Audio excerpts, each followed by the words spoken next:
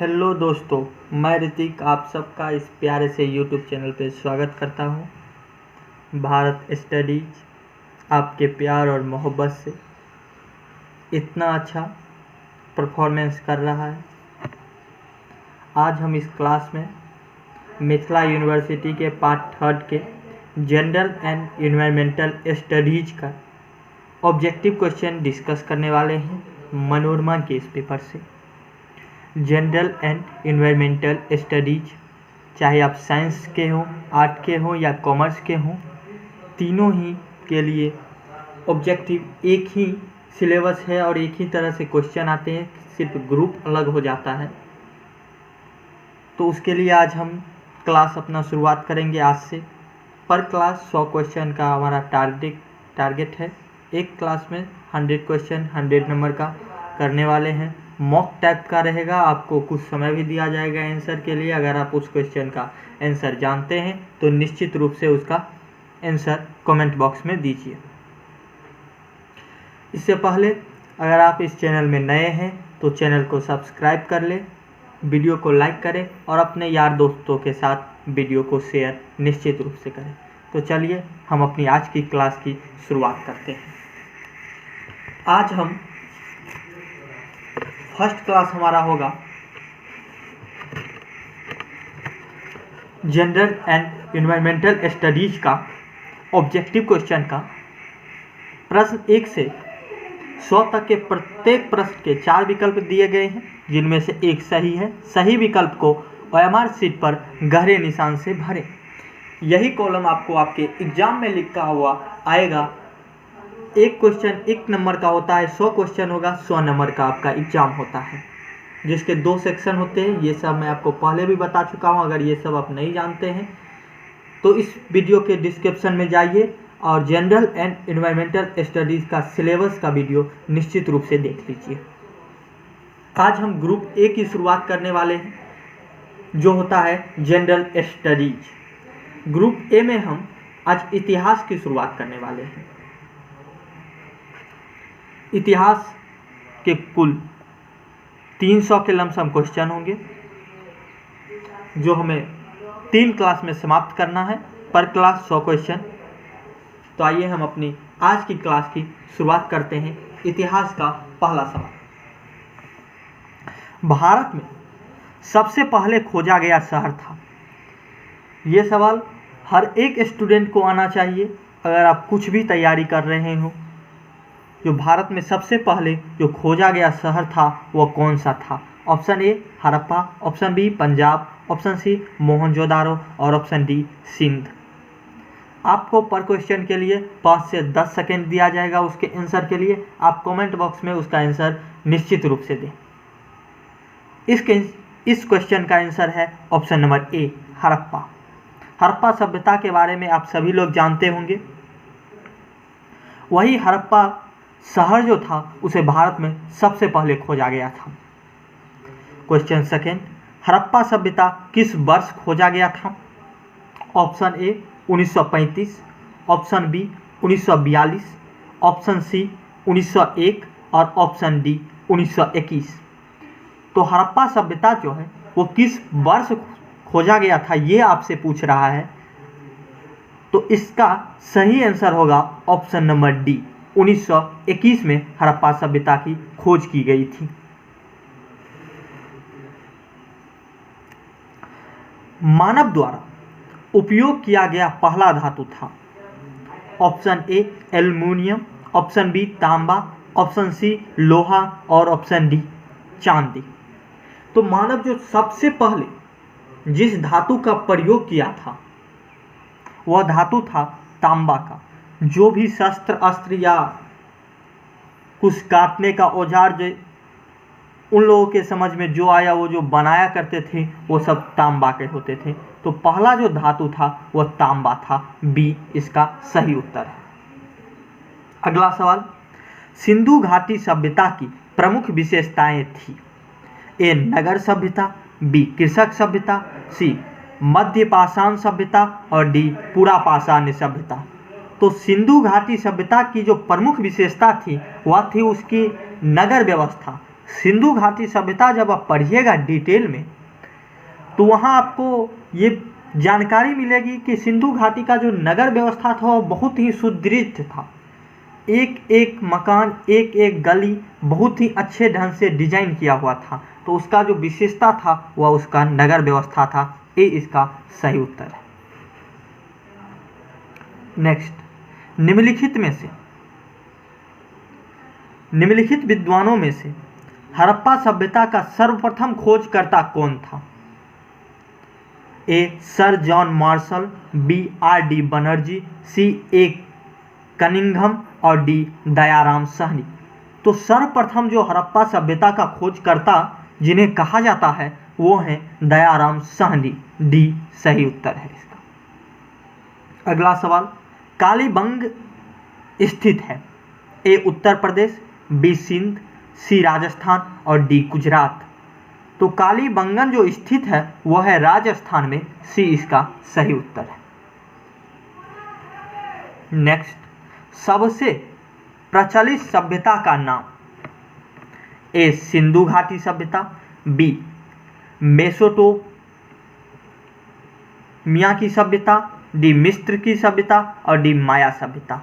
तो जो सबसे प्रचलित सभ्यता थी वह थी मेसोपोटामिया की सभ्यता। बी इसका सही उत्तर है। नेक्स्ट, निम्नलिखित में से कौन सा सिंधु घाटी सभ्यता स्थल पाकिस्तान में है? ए लोथल, बी कालीबंगन, सी आलमगीर और डी हड़प्पा। तो ये आप भी जानते होंगे कि हड़प्पा जो है वो पाकिस्तान में स्थित है। जो विभाजन हुआ था 1947 में, उसके बाद हड़प्पा पाकिस्तान में चला गया था। तो हड़प्पा पाकिस्तान में स्थित है। इस तरह से हमने अब तक 8 क्वेश्चन किए हैं। आप अपना उत्तर कमेंट बॉक्स, चैट बॉक्स में निश्चित रूप से देते रहें, जिससे आपका पढ़ने का डेडिकेशन बना रहे। अगला सवाल, भारतीय शासन के प्रतीक शब्द सत्यमेव जयते निम्नलिखित में से किस ग्रंथ से लिए गए थे? आप देखते होंगे जो 3 शेर का जो मुख होता है, 3 ही दिखाई देता है, वैसे उसमें 4 होता है, पर आपको पिक्चर में 3 दिखाई देगा। 3 शेर का मुख, उसके नीचे में हमारा स्लोगन लिखा होता है सत्यमेव जयते। तो यह सत्यमेव जयते के आखिरकार लिया किस ग्रंथ से है? किसी न किसी ग्रंथ से तो लिया गया होगा। तो यह किस ग्रंथ से लिया गया है, यही आपसे पूछा गया है। ऑप्शन ए दिया गया है Upanishad, option B Samaveda, option C Rigveda और ऑप्शन डी रामायण। तो सत्यमेव जयते स्लोगन जो है, जो प्रतीक शब्द है भारतीय शासन का, वह उपनिषद से लिया गया है। ए इसका सही उत्तर है। अगला सवाल, आयुर्वेद के वैद्य चिकित्सा का भगवान किसे मानते हैं? ए श्रुत, बी च्यवन, सी धन्वंतरी और डी चरक। तो आयुर्वेद के वैद्य जिसे चिकित्सा का भगवान मानते हैं वह है धन्वंतरी। तो सी इसका सही उत्तर है। नेक्स्ट, वेद शब्द का अर्थ है? ए ज्ञान, बी बुद्धिमता, सी कुशलता और डी शक्ति। अपना उत्तर आप कमेंट बॉक्स में निश्चित रूप से दें कि वेद शब्द का अर्थ क्या है। वेद शब्द का अर्थ होता है ज्ञान। ज्ञान वेद का अर्थ होता है। तो ए इस क्वेश्चन का सही उत्तर है। नेक्स्ट, निम्न में से योग के प्रणेता कौन थे? ए पतंजलि, बी बाणभट्ट, सी आत्रेय और डी बर्दुकांता। तो जैसा कि आप लोग सब जानते होंगे कि योग जो ब्रांड अभी हमारा देश में चल रहा है वो पतंजलि कंपनी, वो महर्षि पतंजलि के नाम पे ही रखा गया। महर्षि पतंजलि जो योग के प्रणेता थे, उनके नाम पे ही पतंजलि कंपनी का नाम रखा गया है, जो अभी बाबा रामदेव के द्वारा चलाया जाता है। तो महर्षि जो पतंजलि थे उन्हें ही योग के प्रणेता कहा जाता था। तो ए इसका सही उत्तर है। निम्न में से कौन चिकित्सक नहीं था? ए सुश्रुत, बी चरक, सी चार्वाक और डी धन्वंतरी। तो चार्वाक जो था वह चिकित्सक नहीं था। तो सी इसका सही उत्तर है। नेक्स्ट, संस्कृत भाषा का पहला व्याकरणकर्ता कौन था? ए कलहन, बी मैत्रेय, सी कालिदास और डी पाणिनि। तो जो संस्कृत भाषा था उसका पहला जो व्याकरणकर्ता था वह कहा जाता था, वह पाणिनि को कहा जाता था। तो सी इसका सही उत्तर है। मनुस्मृति किस विषय वस्तु के साथ संबंधित है? ए अर्थशास्त्र, बी राजव्यवस्था, सी कानून और डी कला। तो मनुस्मृति जो है वह कानून से संबंधित है। तो सी इसका सही उत्तर। नेक्स्ट, उपनिषद शब्द का शाब्दिक रूप से यह अर्थ होता है? ए ज्ञान, दी प्रज्ञता जिसे हम बुद्धिमता भी कहते हैं, सी पास बैठना और डी सरस्वर पाठ। तो उपनिषद शब्द का जो शाब्दिक अर्थ होता है वह होता है पास बैठना। तो सी इसका सही उत्तर है।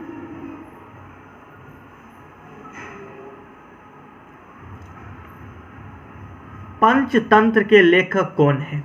ए वाल्मीकि, बी वेदव्यास, सी विष्णु शर्मा और डी तुलसीदास। तो पंचतंत्र के लेखक विष्णु शर्मा है। सी इसका सही उत्तर।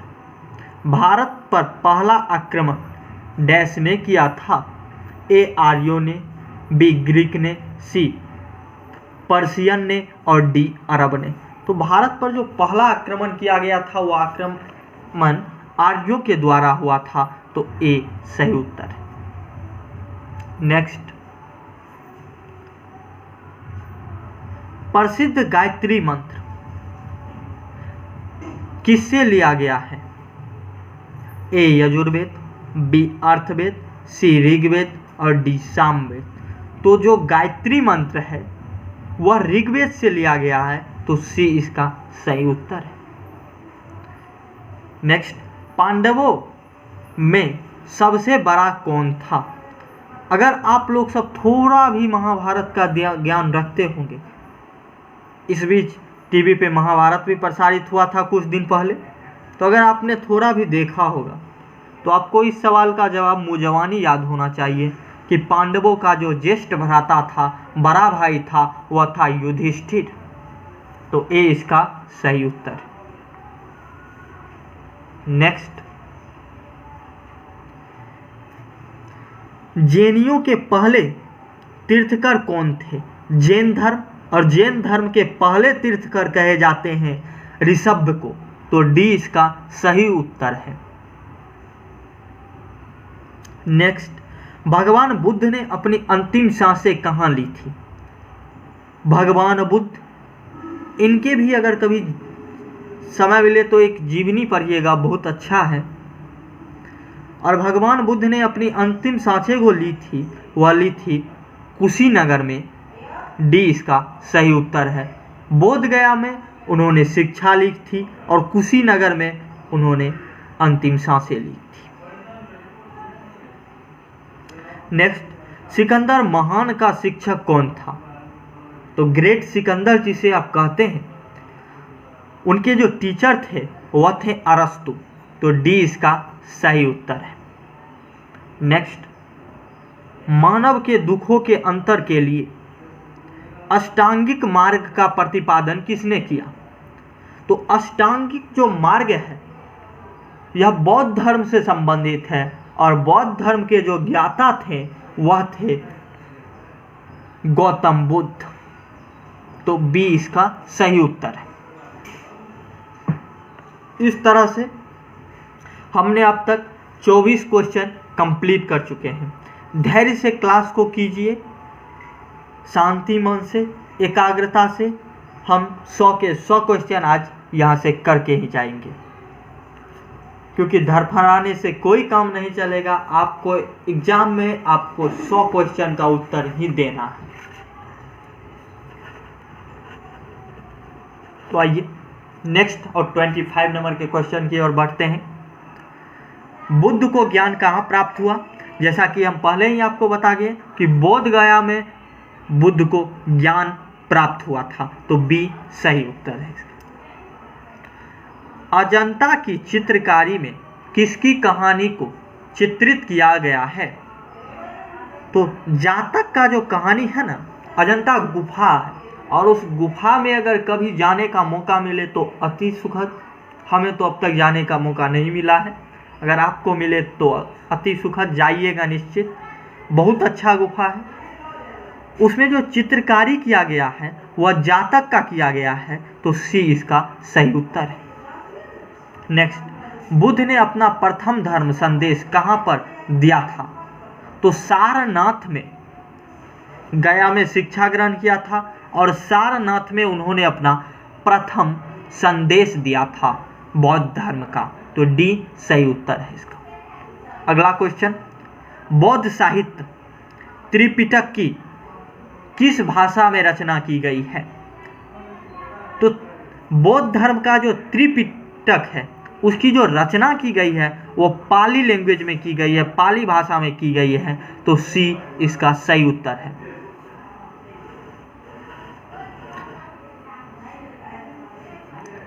भारत में जैन धर्म का संस्थापक कौन है? तो महावीर, जैसा कि हम सभी जानते हैं, जैन धर्म के संस्थापक हैं, और गौतम ये बौद्ध धर्म के संस्थापक हैं।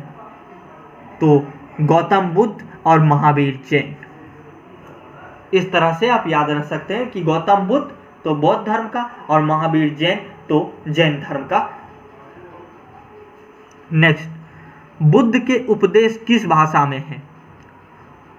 तो बुद्ध जो उपदेश दिए थे वो पाली लैंग्वेज में दिए थे। उसका त्रिपिटक जो अभी हम पढ़े हैं वो पाली लैंग्वेज में था, तो बौद्ध का जो उपदेश था वो भी पाली लैंग्वेज में था। नेक्स्ट, निम्न में से कौन सा वंश सबसे प्राचीन है? तो मौर्य वंश जो है वो सबसे प्राचीन वंश है। नेक्स्ट, अर्थशास्त्र की रचना किसने की थी? घनानंद, कौटिल्य, बिंबिसार और पुष्यमित्र। तो अर्थशास्त्र की रचना जो है वो कौटिल्य ने की थी। आपके एग्जाम में यहाँ एग्जामिनर कुछ चालाकी कर सकता है, कौटिल्य के जगह पे आपको चाणक्य भी मिल सकता है। चाणक्य, कौटिल्य ये सभी एक ही व्यक्ति के नाम थे, तो कौटिल्य सही उत्तर बी है इसका, जिन्होंने अर्थशास्त्र की रचना की थी चंद्रगुप्त मौर्य के समय में। नेक्स्ट, यूनानियों को भारत से बाहर किसने निकाला था? चंद्रगुप्त मौर्य, चंद्रगुप्त विक्रमादित्य, अशोक और बिंबिसार। चंद्रगुप्त विक्रमादित्य को कहीं पे आपको चंद्रगुप्त सेकंड भी मिल सकता है, दोनों एक ही है। तो यूनानियों को भारत से बाहर किसने निकाला था? तो चंद्रगुप्त मौर्य ने निकाला था, तो ए इसका सही उत्तर है। मौर्य समाज की राजधानी कहाँ स्थित थी? ए पाटलिपुत्र, बी वैशाली, सी लुम्बिनी और डी गया। तो मौर्य साम्राज्य की जो राजधानी थी वह पाटलिपुत्र में स्थित थी, तो ए इसका सही उत्तर है। नेक्स्ट, चंद्रगुप्त मौर्य के बाद सिंहासन पर कौन बैठा था? ए बिंबिसार, बी अशोक, सी बिंदुसार और डी विष्णुगुप्त। तो चंद्रगुप्त मौर्य के बाद विष्णुगुप्त को सिंहासन पर बैठा दिया गया था, तो सी सही उत्तर, बिंदुसार सी सही उत्तर है। बिंदुसार को सिंहासन पर बैठाया गया था। नेक्स्ट, चाणक्य किस नाम से जाना जाता था? तो अभी अभी हमने आपको बताया कि कौटिल्य, चाणक्य ये सभी एक ही व्यक्ति के नाम हैं, तो कौटिल्य सी इसका सही उत्तर।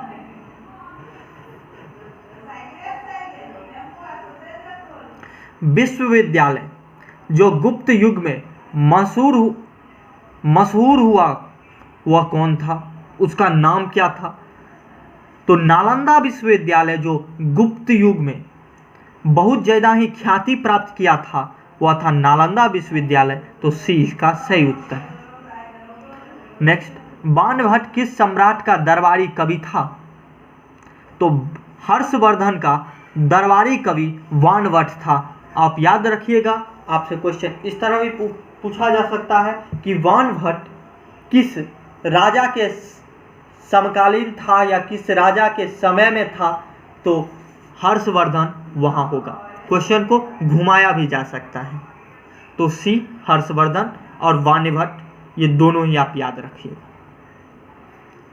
हर्षवर्धन बाणभट्ट के समय में और बाणभट्ट हर्षवर्धन के समय में।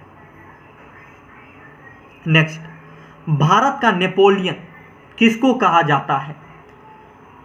समुद्रगुप्त को भारत का नेपोलियन कहा जाता है। क्यों, इसके बारे में थोड़ा जानते हैं। समुद्रगुप्त जो है वो भारत को एकत्रित करने का काम किया था। समुद्रगुप्त के समय में जो शासन था वो बहुत ही विशाल और समृद्ध था, इसीलिए इसे भारत का नेपोलियन कहा जाता है। तो बी इसका सही उत्तर है, समुद्रगुप्त।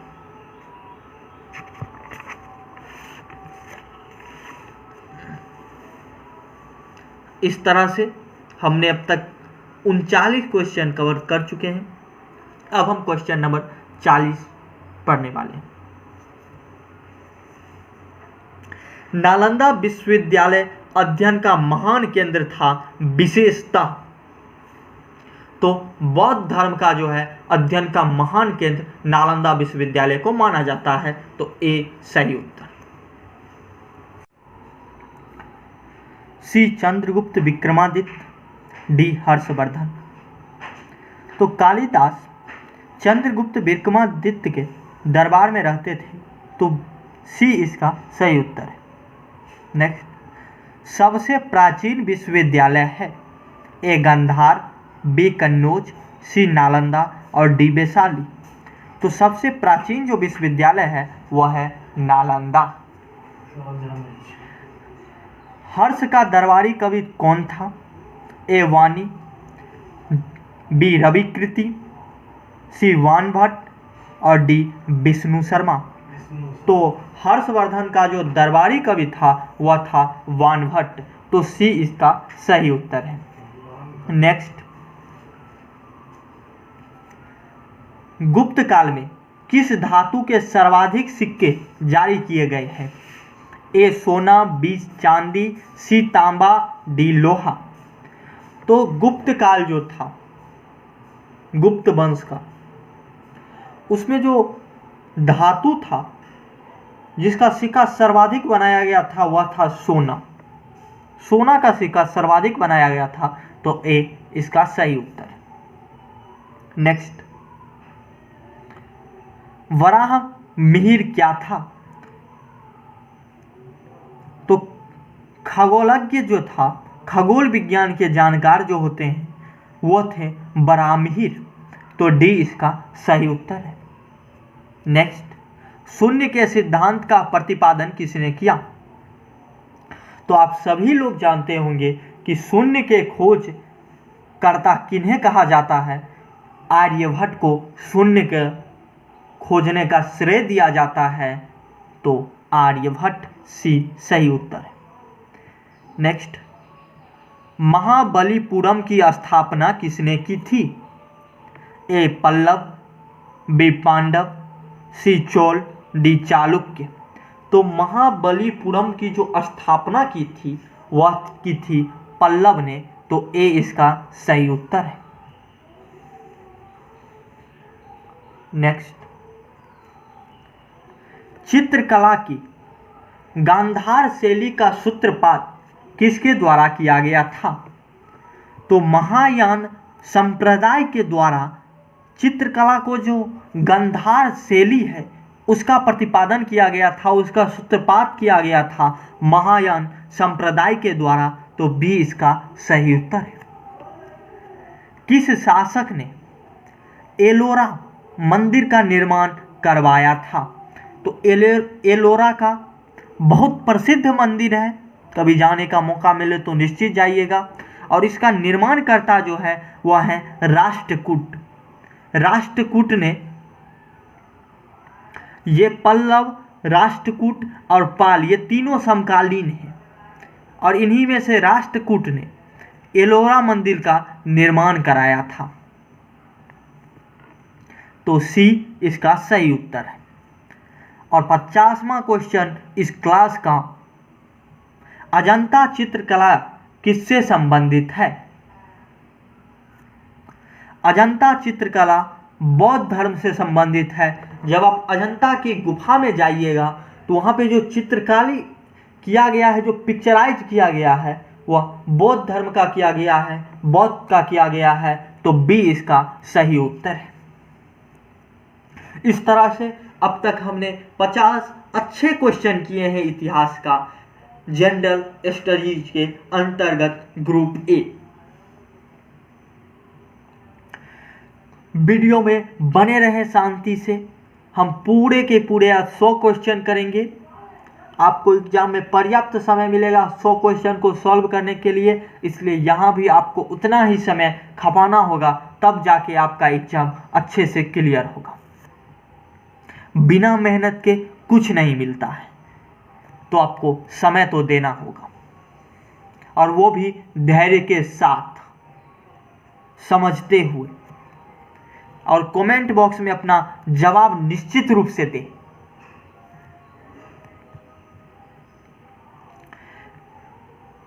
कैलाश का प्रसिद्ध शैलकृत मंदिर निम्नलिखित में से किस स्थान पर है?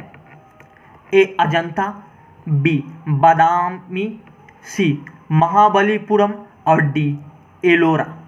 तो एलोरा का जो गुफा है वहीं पे कैलाश का प्रसिद्ध शैलकृत मंदिर जो है वो गुफा के ही नज़दीक है, एलोरा के गुफा के नज़दीक। तो डी इसका सही उत्तर है। महाबलीपुरम के रथों का निर्माण किसके शासनकाल में हुआ था? तो पल्लवों के शासनकाल में हुआ था महाबलीपुरम के रथों का निर्माण, क्योंकि पल्लव ने ही महाबलीपुरम की स्थापना की थी और उसी के समय में रथ का भी निर्माण हुआ था। नेक्स्ट, अधिकांश चोल मंदिर किस देवी देवता को समर्पित है? तो भगवान शिव, रुद्र, जिनको समर्पित है अधिकांश चोल मंदिर। तो बी इसका सही उत्तर है। महादेव शिव जी, उन्हीं को समर्पित है ये चोल मंदिर। तो बी इसका सही उत्तर। नेक्स्ट, एलोरा में गुफाएं और शैलकृत मंदिर हैं। हिंदू, बौद्ध और जैन तीनों के ही मिश्रण है, वहाँ पे आपको मिल जाएगा। हिंदू धर्म के भी हैं, बौद्ध धर्म के भी हैं और जैन धर्म के भी हैं, इसलिए एलोरा का गुफा इतना फेमस है। तो डी इसका सही उत्तर है। जवाब चैट बॉक्स में, कमेंट में निश्चित रूप से दें।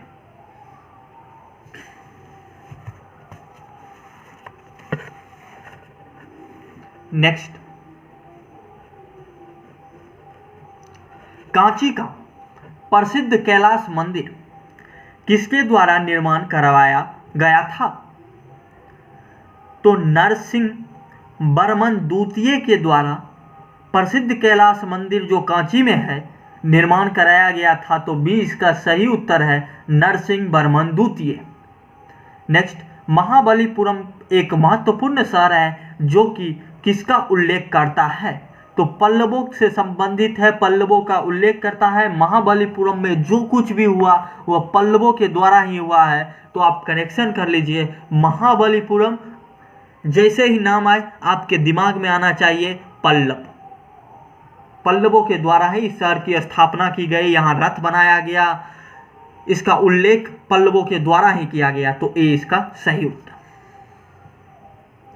लिंगराज मंदिर कहाँ स्थित है? तो लिंगराज प्रसिद्ध मंदिर भुवनेश्वर में स्थित है। बहुत ही विशाल और खूबसूरत मंदिर है भुवनेश्वर में। तो सी इसका सही उत्तर है। किस राष्ट्रकूट शासक ने एलोरा में प्रसिद्ध कैलाश मंदिर का निर्माण करवाया था?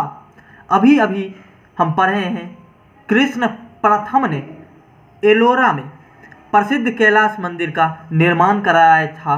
कृष्ण प्रथम, सी इसका सही उत्तर है। नेक्स्ट, कौन से संग्रहालय में कुषाण मूर्तिकला का सबसे बड़ा संग्रह है?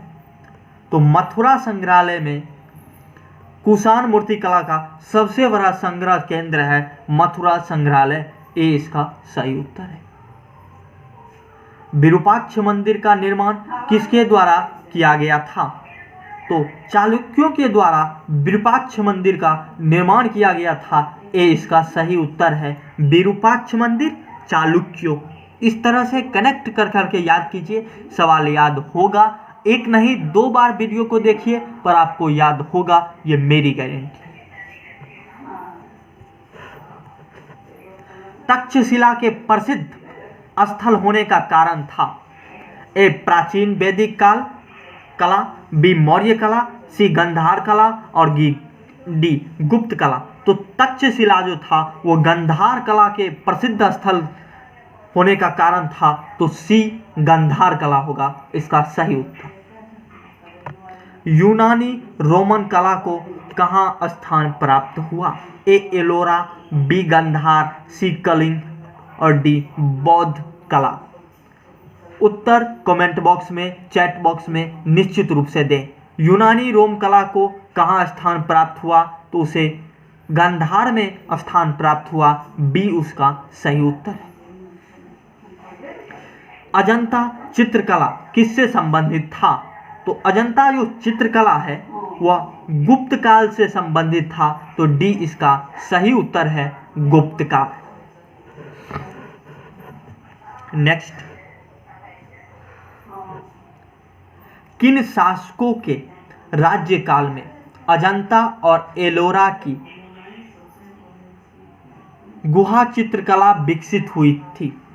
गुफा होगा, प्रिंटिंग मिस्टेक है। गुफा चित्रकला विकसित हुई थी तो यह हुई थी चालुक्य शासन, जब चालुक्य वंश का था तो उसी के समय में अजंता और एलोरा की गुफाओं में चित्रकला प्रदर्शित की गई थी, वो भी खूबसूरत ढंग से चित्रकारी प्रस्तुत की गई थी। नेक्स्ट, तंजौर में बृहदेश्वर मंदिर का निर्माण किसने करवाया था? तो राजा राज चोल ने तंजौर में बृहदेश्वर मंदिर का निर्माण करवाया था, राजा राज चोल। स्थान, मंदिर का नाम और किसने निर्माण करवाया था, तीनों ही इंपॉर्टेंट होता है। तो तंजौर, बृहदेश्वर मंदिर और निर्माणकर्ता जो थे वह थे राजा राज चोल, तो बी इसका सही उत्तर। नेक्स्ट,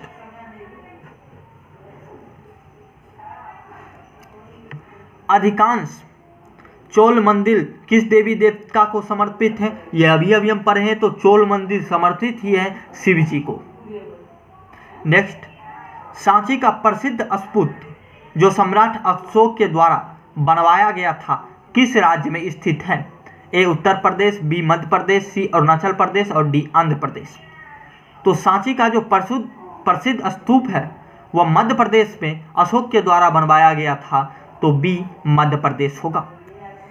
नेक्स्ट, ये आप सभी लोग जानते हैं कि राष्ट्रीय ध्वज के धर्म चक्र में कितनी तिलियां हैं?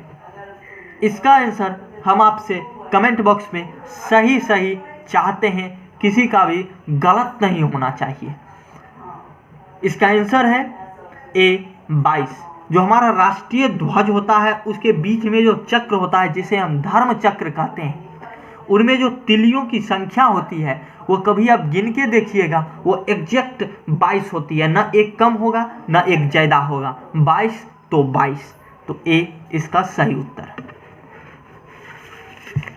इसी तरह से मन लगा के पढ़िए, आज हम अपनी क्लास की शुरुआत किए हैं।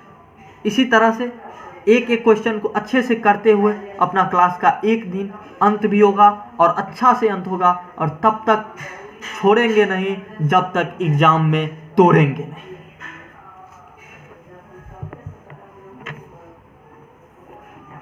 सत्यमेव जयते शब्द किस उपनिषद से लिया गया है?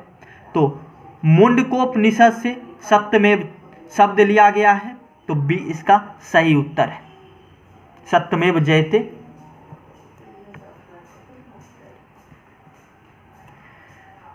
विक्रमशिला विश्वविद्यालय किसके द्वारा बनवाया गया? तो विक्रमशिला विश्वविद्यालय जो है वह धर्मपाल के द्वारा बनवाया गया है, तो सी इसका सही उत्तर है। 70 क्वेश्चन हमने कर दिए हैं। जितना हो सके लाइक कीजिए, वीडियो को शेयर कीजिए और चैनल को सब्सक्राइब कीजिए। बचे हुए 30 क्वेश्चन भी निश्चित रूप से अच्छे ढंग से पढ़ेंगे, बने रहे वीडियो में। महाभाष्य किसके द्वारा लिखी गई?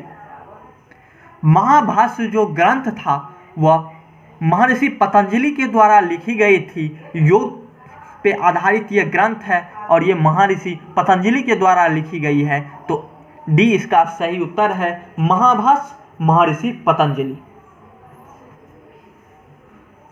नेक्स्ट, प्राचीन काल में स्रोत सामग्री के लिए उपयुक्त भाषा क्या थी? तो सबसे जो उपयुक्त भाषा थी स्रोत सामग्री के लिए, वह सबसे प्राचीन भाषा हमारा संस्कृत ही है और यही सबसे उपयुक्त थी, तो ए संस्कृत। निम्न में से किस प्रसिद्ध शासक को शिलालेखों का पिता के नाम से जाना जाता है? तो समुद्रगुप्त, जिसके शासनकाल में बहुत समृद्धियां थी, बहुत बड़ा शासन इनका था। भारत भूमंड एक समृद्ध भूमंडल कहा जाता था और उन्हीं के शासनकाल में शिलालेखों का पिता समुद्रगुप्त को कहा जाता है, तो ए इसका सही उत्तर है। खजुराहो मंदिर का निर्माण किसने करवाया था? ए होलकर, बी सिंधिया, सी बुंदेला राजपूत और डी चंदेल राजपूत। को खजुराहो का जो मंदिर का निर्माण करवाया था वह चंदेल राजपूत ने करवाया था, तो डी इसका सही उत्तर है। मुस्लिम आक्रमणकारी का नाम जिसने नालंदा विश्वविद्यालय को नष्ट किया, वह नाम था मोहम्मद बिन बख्तियार खिलजी, जिसने नालंदा विश्वविद्यालय को नष्ट किया था। मोहम्मद बिन बख्तियार खिलजी। आप अगर अभी रणवीर सिंह और दीपिका का एक फिल्म भी आया था कुछ साल पहले, उसमें भी इसका जिक्र किया गया है, तो आप उस फिल्म भी देखे होंगे, तो इस सवाल का आसानी से आप जवाब दे सकते हैं। खिलजी का जिक्र उसमें अच्छी तरह से किया गया है। रानी पद्मावती, फिल्म का नाम था पद्मावती। नेक्स्ट, गांधार कला किन दो कलाओं का संयोजन है? तो हिंद और यूनानी जो कला है इसका संयोजन है गांधार कला, तो बी इसका सही उत्तर है। निम्न में से कौन कनिष्क का दरबारी चिकित्सक था? तो चरक जो था वह कनिष्क का दरबारी चिकित्सक था, तो सी इसका सही उत्तर है। सत्यमेव जयते किस उपनिषद से लिया गया है? ये आपको अब याद हो जाना चाहिए। इस क्लास में ये 63 बार एक ही सवाल आया है। अब अगर आप गलती कर रहे हैं तो आपका ध्यान क्लास में नहीं है। तो सत्यमेव जयते श्लोक मुंडोपनिषद से लिया गया है, यह आपको रट लेना है। बी सही उत्तर इसका। निम्नलिखित में से कौन संस्कृत भाषा का पहला व्याकरणवादी था? यह भी इस बार सेकंड है। पाणिनि जो व्याकरणवादी था संस्कृत का, डी। रामचरितमानस एक महाकाव्य है जो किस भाषा में लिखी गई है? ए संथाली, बी मुंडा, सी अवधी और डी संस्कृत। तो रामचरितमानस को अवधी में लिखा गया है, तो सी इसका सही उत्तर है। पहला भारतीय खगोल वैज्ञानिक कौन था जिसने पृथ्वी की सूर्य के परिक्रमा द्वारा समय की गणना की थी? तो वह थे भास्कराचार्य। सी इसका सही उत्तर है। नेक्स्ट, उड़ीसा का विश्व विख्यात कोणार्क सूर्य मंदिर का निर्माण किसने करवाया था? तो उड़ीसा में एक प्रसिद्ध कोणार्क सूर्य मंदिर है जिसका निर्माण नरसिम्हा देव ने करवाया था। यह आपका VVI क्वेश्चन है, इसे अच्छी तरह से आप याद कर लीजिए। इस क्वेश्चन का आने का चांस पूरा है कि उड़ीसा का जो विश्वविख्यात कोणार्क मंदिर है उसका निर्माणकर्ता कौन है? तो नरसिम्हा देव उसके निर्माणकर्ता है। डी इसका सही उत्तर है। नेक्स्ट,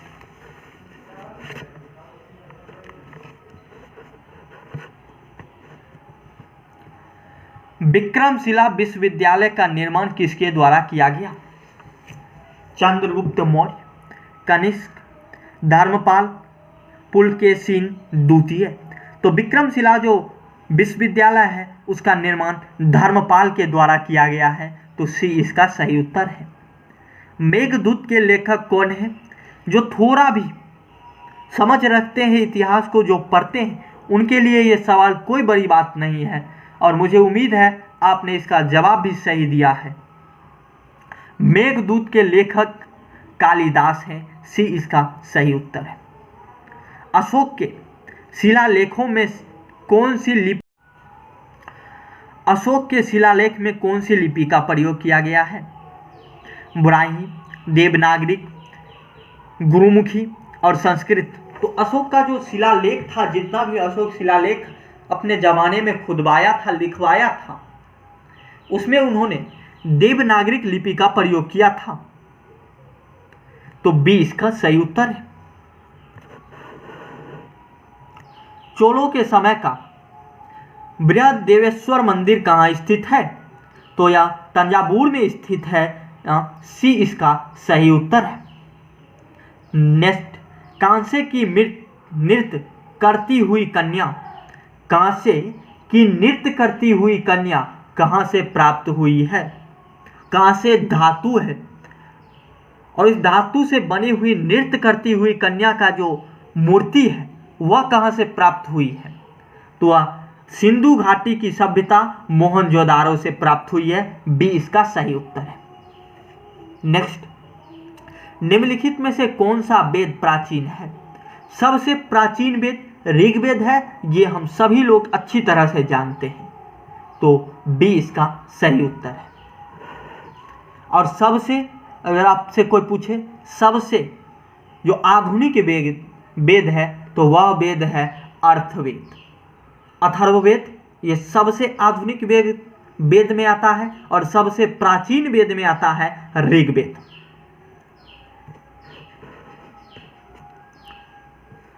तक्षशिला विश्वविद्यालय किन दो नदियों के बीच में स्थित था? ए सिंधु और झेलम, बी झेलम और रावी, सी ब्यास और सिंधु और डी सतलज और सिंधु। तो तक्षशिला जो विश्वविद्यालय था वह सिंधु और झेलम के बीच स्थित था। तो ए इसका सही उत्तर है। नेक्स्ट, चित्तौड़गढ़ में विजय स्तंभ का निर्माण किसने करवाया था? तो राजा कुंभा, राजा महाराणा प्रताप, राणा सांगा, अकबर, दुर्जन सिंह। ये सभी बहुत ही प्रसिद्ध राजाओं के नाम हैं और इनमें से चित्तौड़गढ़ में जो विजय स्तंभ का निर्माण करवाया था वह थे राणा कुंभा। बी इसका सही उत्तर है। महाराणा प्रताप के बारे में आप जानते होंगे, राणा सांगा के बारे में जानते होंगे, जिनका एक हाथ और एक पैर कट गया फिर भी युद्ध लड़के रहे थे। खानवा का युद्ध बाबर के साथ राणा सांगा ने ही लड़ा था और बाबर को धूल चटा दी थी। अंत में राणा सांगा की हार निश्चित रूप से हुई, लेकिन बाबर की उस युद्ध में इतनी बुरी हालत हो गई कि उसे उस युद्ध को भगवान के नाम पे, अल्लाह के नाम पे जीतना पड़ा था। यह पावर था राणा सांगा का। महाराणा प्रताप की कहानी भी आपको निश्चित रूप से पता होगी कि अकबर ने महाराणा प्रताप को पराजित नहीं कर पाया था और अंत में अकबर ने उन्हें कल जोड़ लिया। इतनी वीरता थी महाराणा प्रताप की। महाराणा प्रताप की भी मृत्यु हो जाती है, पर वीर कितने थे ये मायने रखता है। नेक्स्ट, 16वीं शताब्दी में दिल्ली का लाल किला किस शासक का निवास स्थान था? तो 16वीं शताब्दी में मुगलों का आगमन हो चुका था और यह मुगलों का ही लाल किला जो था वह निवास था, तो डी मुगल। नेक्स्ट, हुमायूंनामा की रचना किसने की? हुमायूंनामा की रचना गुलबदन बेगम ने की थी, तो डी इसका सही उत्तर है। गुलबदन बेगम ने हुमायूंनामा की रचना की थी। नेक्स्ट, ग्रांड ट्रंक रोड किस शासक के कार्यकाल में बनवाया गया था? तो शेरशाह सूरी के शासनकाल में ग्रांड ट्रंक रोड बनवाया गया था। नेक्स्ट, किस युद्ध में हुमायूं हारने के बाद भागकर भारत से बाहर चला गया था? पानीपत का युद्ध, घाघरा का युद्ध, खानवा का युद्ध और कन्नौज का युद्ध। तो किस युद्ध में हुमायूं हारने के बाद भागकर भारत से बाहर चला गया था? तो वह था कन्नौज का युद्ध। कन्नौज का युद्ध में हुमायूं की पराजय हुई थी, डी कन्नौज का युद्ध। बाबर के बाद मुगल साम्राज्य का शासक कौन था? हुमायूं बाबर के बाद मुगल साम्राज्य का शासक था, सी इसका सही उत्तर है। भारत का प्रथम मुगल शासक था, तो वह बाबर था। मुगल वंश के संस्थापक भी बाबर ही हैं। वीडियो पसंद आ रही हो तो वीडियो को लाइक निश्चित रूप से करें। आपका एक एक लाइक हमारे लिए प्रेरणा का स्रोत है, तो लाइक निश्चित रूप से करें। 100 क्वेश्चन में अब बस 5 क्वेश्चन की ही देरी है। तो आइए हम क्वेश्चन नंबर 96 देखते हैं। भारत का प्रथम मुगल शासक था, तो वह बाबर था। और 97 नंबर क्वेश्चन जो हम देख रहे हैं वह है, पानीपत के युद्ध में बाबर ने किसकी सेना का सामना किया? तो इब्राहिम लोदी। पानीपत का जो युद्ध हुआ था उसमें बाबर और इब्राहिम लोदी के बीच युद्ध हुआ था, घमासान युद्ध हुआ था और इब्राहिम लोदी अंततः हार गया और बाबर की जीत हुई थी, तो डी इब्राहिम लोदी।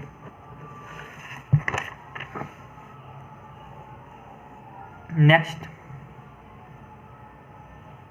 निम्नलिखित में से किसने मध्यकालीन भारत में तोपों का इस्तेमाल किया? तो तोप का जो इस्तेमाल है वो बाबर ही किया था। जब बाबर भारत पे आक्रमण करने आया तो तोप और लेके आया था, तो यहाँ के राजाओं के पास तो इतने आधुनिक हथियार थे नहीं, तो सभी डर गए और इसीलिए सभी हार भी गए। क्योंकि लड़ने से पहले अगर मनोबल टूट जाए, डर बैठ जाए, तो आप हार ही जाएंगे। तो बाबर ने सबसे पहले तोप का इस्तेमाल किया था, ए। नेक्स्ट और सेकंड लास्ट, हुमायूं किस वंश का शासक था? तो हुमायूं मुगल वंश का शासक था, मुगल वंश का सेकंड शासक था। और आज का 100वां क्वेश्चन, बाबर किस वंश का शासक था? बाबर मुगल वंश का शासक संस्थापक दोनों था। 1526 में उसने मुगल वंश की स्थापना की थी भारत में, तो ए मुगल हो जाएगा। इस तरह से हमने इस क्लास में 100 इतिहास का अच्छे क्वेश्चन किए हैं। अगर आपको ये वीडियो पसंद आया हो तो इसे लाइक कीजिए, अपने दोस्तों के साथ शेयर कीजिए, चैनल को सब्सक्राइब कीजिए। Take care, good bye.